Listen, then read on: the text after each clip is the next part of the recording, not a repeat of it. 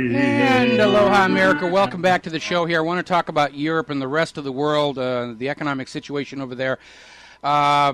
European media is basically reporting the riots in Athens could just be the start for all of Europe. Now, I know here in the United States of America, the corporate media is all Whitney Houston all the time. They're going to drag her out as long as they did Michael Jackson. And, of course, the story about the Supreme Court justice who was held up at Machete Point on his vacation home. No indication the guy who held him up knew that this was a Supreme Court justice, but they're out there talking about, do we have to have Secret Service protection for the judges? And they're basically, it's all make news. Because the corporate media doesn't want to talk about the American economy. They don't want to talk about the European economy. They don't want to talk about the wars. They don't want to talk about any of that stuff. They don't even want to talk about Ron Paul. So it's going to be all Whitney for the rest of this week here. But over in Europe, they're saying the riots in Athens could be just the beginning of a wave that's going to sweep all of Europe. And, of course, all of this actually began back in Iceland when the people of Iceland threw their criminal bankers in prison and fired the government that helped them loot the people. And their economy's doing just great right now, by the way. That's why you never hear about Iceland in the American media anymore. Don't want to give the slaves uppity ideas. Start thinking about those Icelanders. How dare they throw bankers in jail just for being criminals? Don't they understand that's what a banker's supposed to be? So, moving right along here. The Daily Express is predicting that Italy will be the next nation to go into riots over austerity, followed by Spain, Portugal, and then France. And boy, you know, if you remember the history of the French Revolution, when the French go on a riot, they know how to throw a party. And then the United States, frankly, we're overdue. Sometimes I wonder if they're putting drugs in the water. I mean, the entire American standard of living has been destroyed systematically. You have been looted. You have been strip-mined of your jobs, your homes, your savings. You've had $5 million in debt poured onto every American household to cover all the losses from this mortgage-backed security fraud, the biggest financial swindle in history, which the U.S. government refused to investigate, refused to prosecute, and then covered all over and indemnified with this foreclosure settlement. And still you sit there and you take it. Reminds me, what's that line from Act 1 of Julius Caesar? You blocks, you stones, you worse than senseless things. What does it take to get you angry? Anger is a good thing. Anger fuels what needs to be done. Anger is a survival mechanism. I know in this country, under this culture, anger and rage get a bad rap. Ooh, they've got anger issues. They're mentally ill. No, they're not. They're fighting for their survival against what they perceive to be a threat, mostly from the government right now. It's not a mental illness to look at this government and realize it is a danger to everything that America is supposed to stand for right now. So over there, this austerity thing is not working out. They're still in a general strike over there in Belgium. The rioting in Greece has spread out from Athens. It's less in Athens because they've got all the police, guarding the Parliament building. And with the government's announcement, they're going to quit anyway and call for elections in April. But that's the Greek government's philosophy. We've wrecked the place. We've completely destroyed the lives of the Greek people. We're going to retire and go to Disneyland and let some new government come in and deal with the blowback. If that new government was smart, they'd come in and immediately vote to leave the Eurozone, just basically reject all the debt as odious debt created by shenanigans, by Goldman Sachs especially, and say, we don't need international commerce. We're Greece. We'll just live within our own borders, and we don't need anything from the rest of the world. Meanwhile, up in Spain, some of the villages up there are already dropping the euro. They're going back to the peseta. The residents of some parts of Spain, when Spain went onto the euro, they took a whole bunch of the old currency, the peseta, and they basically stashed it away for sentimental reasons or just because they weren't sure the euro was going to last. And some of these more outlying parts of Spain, they're starting to use that old money again because the euro can't be trusted anymore. And, of course, the European Central Bank and the IMF and the Federal Reserve and all these private central bankers are going, no. You will use the euro. You will get used to a life of permanent debt and poverty. You will learn to like it. What do you think we set up the private central banks? So losers like you could have a comfortable life? What is wrong with you slaves? And that's really what it's all about. This whole private central bank thing is about enslaving the human race.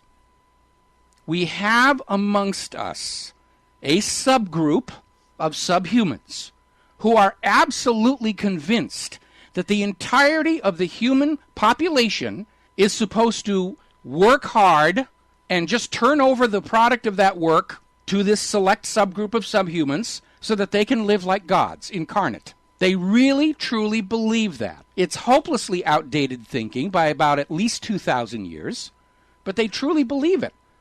And they set up this whole scam called private central banking to enslave country after country after country.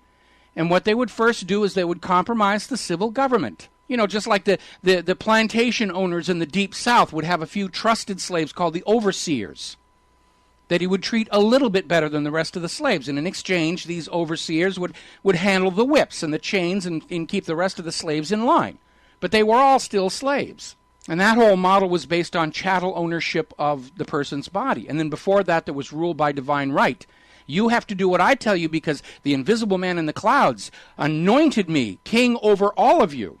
And now we have rule by compound interest. You must do what we say because your government pledged your labor to us for some paper that we gave them a while ago.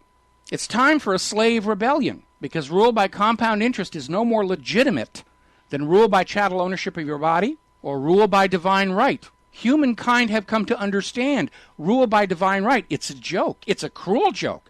It's a hoax. It's a fraud. And we understand we have outgrown the idea that one person may own another and exert control over him on that basis. We understand that's not a valid means of organizing a society.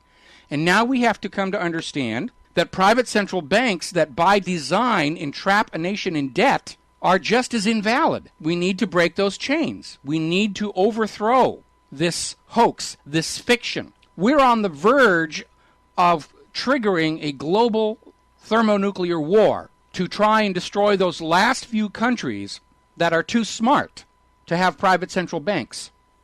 We're going to take a break for commercials. We'll be right back. And aloha, America. Welcome back to the show here. We're talking about the global economy. We're talking about the American economy. As I mentioned a little earlier in the show, we have austerity here at home. And remember, austerity is just the word the government uses to say, we're going to take more money from you and we're not giving you anything back for it. That's austerity. No, it isn't. When you voluntarily choose to live on less, that's austerity. When the government makes you live on less, that's dictatorship. So don't let them kid you about it. It's not austerity what they're talking about. You must make do with less so the bankers can have more. Decreasing service to Americans, cutting services across the board, cutting education, cutting health, cutting infrastructure, cutting Social Security and Medicare, even though the money for that is supposedly already paid in by the American people. They're stiffing you. The U.S. government is already in default to the American people on Social Security. But they're generous overseas. $3.1 billion going to Israel, plus guarantee of Israel's additional borrowing. Isn't that special?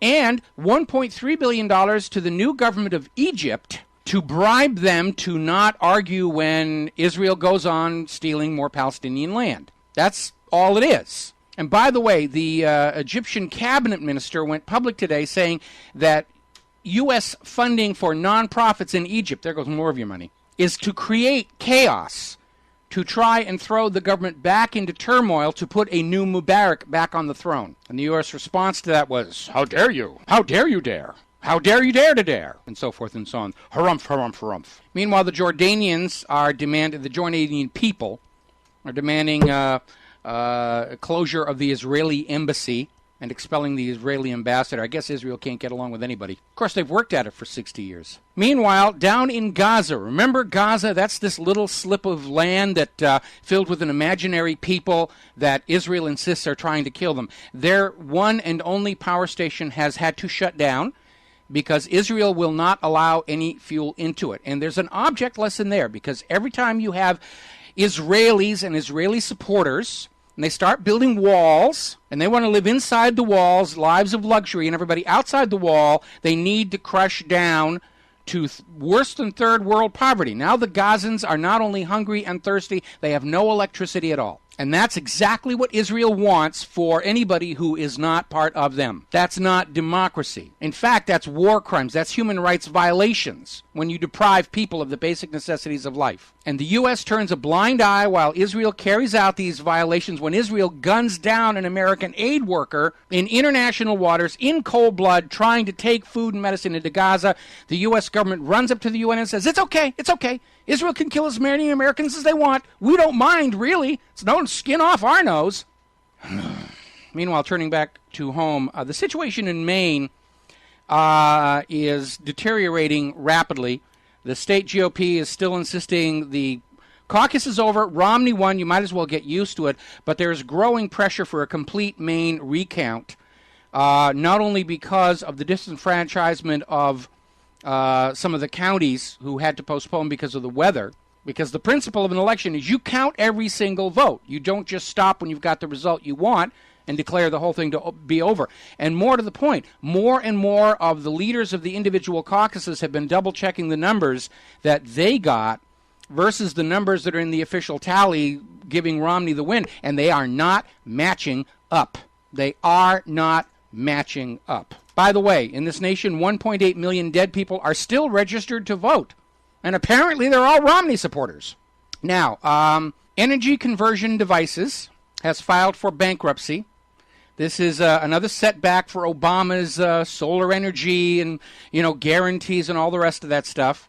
They filed for Chapter 11 bankruptcy, and they're going to sell off their assets, including the main subsidiary, United Solar Ovonic. Now, just for a moment, imagine how with a little bit of R&D funding, maybe the kind of money that you would spend developing a cruise missile or a smart bomb or something like that, that kind of money, how efficient solar cells could actually be. Because they're not very efficient right now. That's why they don't pencil out. They're very expensive. They're expensive to install and maintain, and they don't generate that much electricity. But with a little bit of R&D, the same kind of R&D that you use to develop a Tomahawk, for example, solar cells could probably be made much more efficient. And then they would be a viable alternative. Too bad all of the money got spent saving Wall Street from prison for the mortgage-backed securities fraud. But those $100,000 wristwatches do look good on those bankers. I will grant you that. They're very clever little devices to look at. We, the people of the United States of America, rely on the government of the United States of America to take our money and to spend it wisely and prudently. We would like to see our money spent on our schools, on our children, on our infrastructure, and developing new technologies on which to base new products, new industries, and the future economic growth of this country. Go back and look at the 1960s and 1970s, when the technological fallout from the race to the moon spawned all these new industries, microcomputers, digital watches, flat panel TVs, all of this stuff came out of that rush to the moon, because in solving the problems on how to go to the moon, we invented all these new technologies. But it does take money. And the United States federal government, against the express will of the people, took your tax money, and instead of investing it in our future, they used it to bail out Wall Street from the mortgage-backed security fraud. Trillions and trillions of dollars, $40 trillion by one estimate, almost $100 trillion by another, borrowed against your future slave labor and just spent to buy back all the bad paper and clear up all the credit default swaps. And it still isn't enough. That's why all the European banks are struggling. That's why the entire West is struggling. The entire economy is collapsing. All across the globe. Everywhere that there's a private central bank, they're all hovering on the edge of collapse. And they don't know how to fix it, because they won't admit the basic system is flawed. So think of all the wonderful things that could have been done with all of that money. Thorium cycle reactors, clean water, efficient solar cells. There's a lot of future potential out there that could have been funded with that money, should have been funded with that money. And instead it was wasted on protecting the criminal bankers from their own criminality. And the money is now gone, and nobody will loan this country anymore. Because without the new products to sell, without the new technology, without the new industries, we don't really have any way to pay it all back, other than conquering the world and holding it all for ransom and hostage, which seems to be the game plan. I think all of these loan guarantees to solar cell companies were political payoffs, because none of these companies were doing a good job. They were basically just putting up solar cells on the existing technology. I took a close look at some of these companies that are folding up. They didn't really have a commitment to try and invent a new, more efficient solar cell. Most of the work that's being done along those lines are being done in universities, and they're underfunded. Our government turned its back on the future for all of us in order to protect the privilege of the past. And that, I think, more than any other reason, is why the United States empire is collapsing. Because any time a government turns its back on the future and spends all of its effort and energy trying to revive and relive the past and support it, go back to the Cold War, go back to, waving commies at us, that's a government that's absolutely failed. And so this government is ultimately doomed, I would hope, by a peaceful means.